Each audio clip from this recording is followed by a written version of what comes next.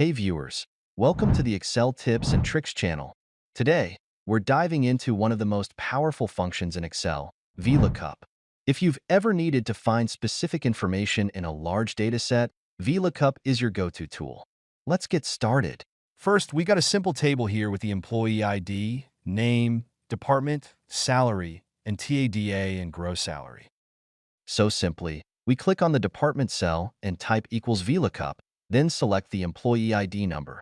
Select the entire table where the data is stored and insert a comma to move on to the next part of the formula.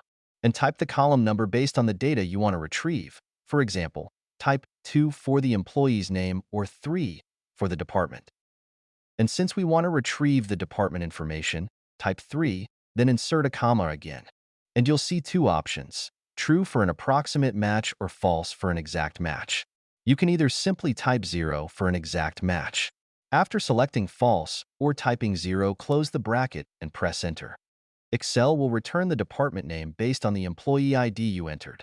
If you want to apply this to other rows, just drag the fill handle down to copy the formula to other cells. Excel will automatically adjust the references. However, you might see error in some cells. This happens when the lookup value isn't found in the first row of your table. To fix this, after selecting the entire table in your formula, press F4 to lock the table reference. You'll see $signs in your formula, which means your table reference is now fixed. Now type 3 for the department column, then insert a comma and type 0 for an exact value. Close the brackets and press enter. After locking the table reference, when you drag the formula down to other cells, any errors you saw before should be corrected, and the correct values should be returned instead. Now let's take a look at what happens if you enter the wrong column number in your formula. For example, if you accidentally type a column number that doesn't exist in your table. Let's say your table only has 6 columns, but you enter 7.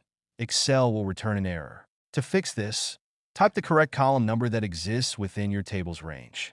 This will help you avoid the error and retrieve the correct information.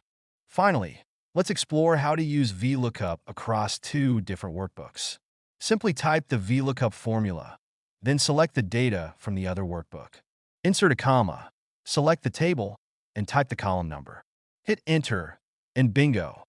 Our result will be displayed in the other workbook. I hope you found this tutorial helpful. Make sure to like the video and subscribe for more tips. Thanks for watching, and see you in the next video.